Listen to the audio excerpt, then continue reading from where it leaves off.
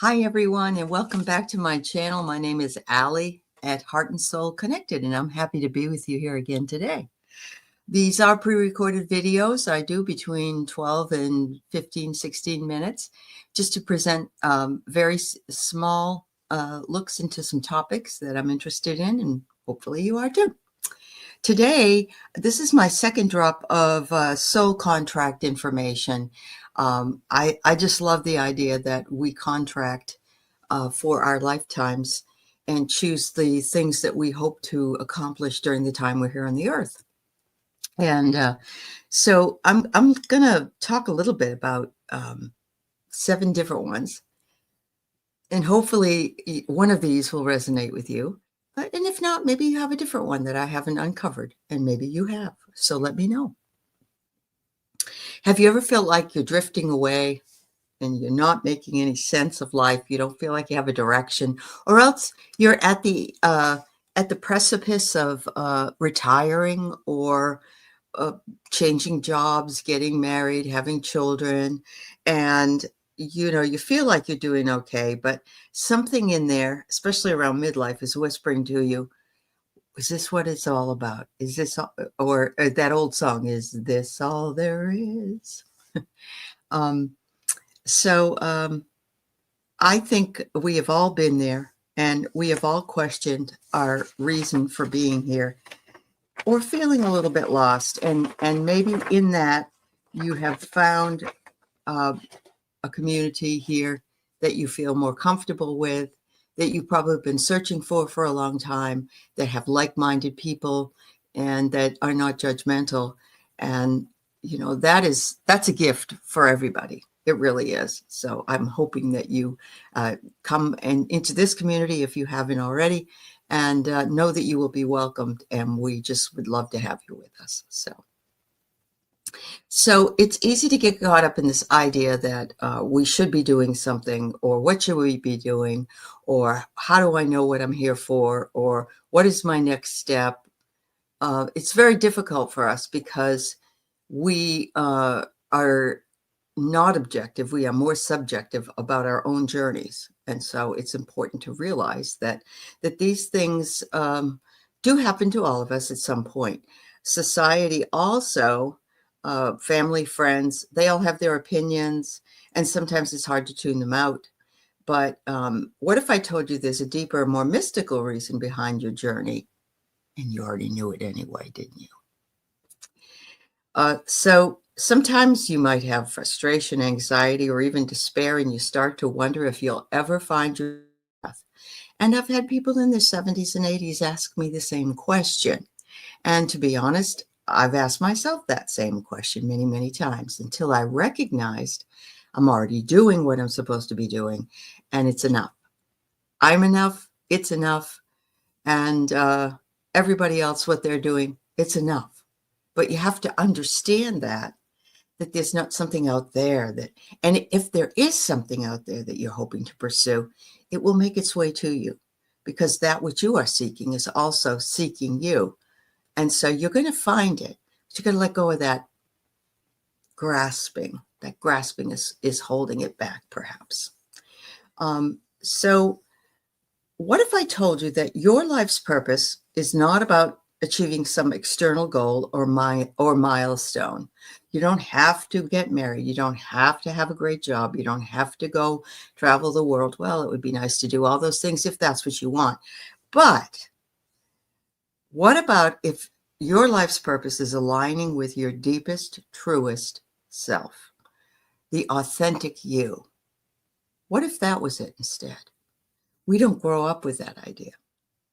That's where soul contracts come in, the agreements we make with the universe before we even incarnate. And I've talked about this on a previous video. We're over there and we're going, all right, let's see. I think I want to do this. I don't know about this. Did that last time, didn't work out so well. We kind of forget, though, when we're in that state, just how difficult this earth school is. The fact that you're light and breezy soul being up there, down here you're in this heavy energy, and you have to deal with a lot of heavy energy around you. So you make this decision that this is what you want to do, and then you get down here, and then when that thing comes along, you go, why did I sign up for this? You aren't alone again. It's really true. So soul contracts are like blueprints for us, outlining key themes, key relationships, and experiences that will help us grow and evolve as souls. They can manifest in all areas of life, from our careers and relationships to what our personal struggles are and our triumphs are, what we wish to overcome. So there's that. You may have a soul contract to heal a specific emotional wound or to help others in a particular way. You may have one that asks for a soul where you can learn more unconditional love. You may have a soul contract that says you would like to be able to ascend in this lifetime, learn and grow in your spiritual development. It just depends on who you are and what you've made. The contracts could be with other people, like a romantic partner. I'm going to agree to meet with you, but I'm going to wait till I'm in this age bracket in order to do so, because we'll both be more mature. We won't, whatever. Or I'm going to have you meet me early.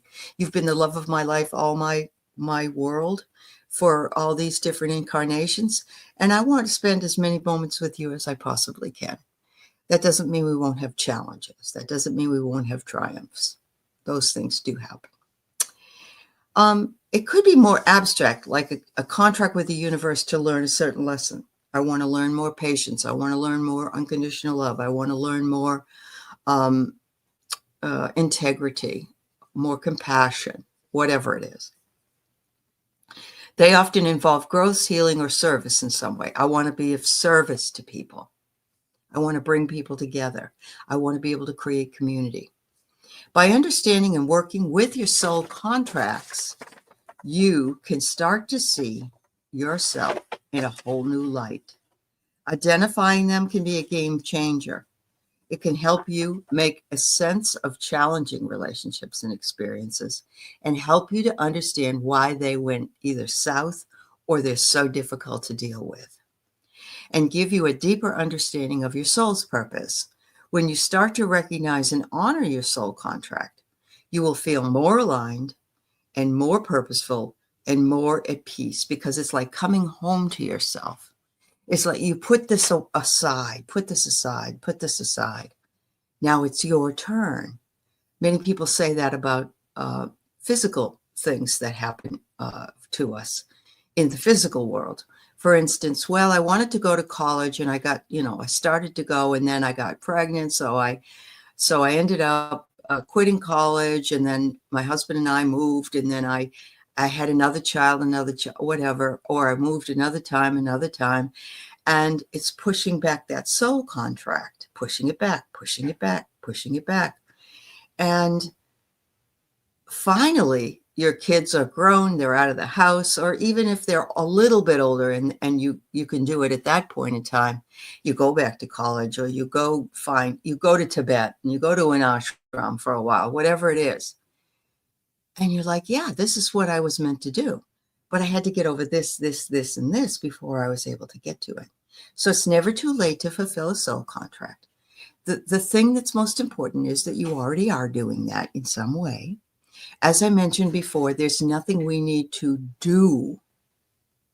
We only need to remember to be, to allow, to let it wash over us, to let us realize that these soul contracts consist of life lessons, life partnerships, life friendships, feeling in alignment with one's soul, finding the right career that you feel most comfortable with, meeting somebody who is a spiritual leader that can help you along, removing some kind of obstacle from your life, and there's more. It just depends. If you recognize and embrace your soul contract at whatever point you feel you're doing it, and you are doing it, you will start living a more fulfilled life.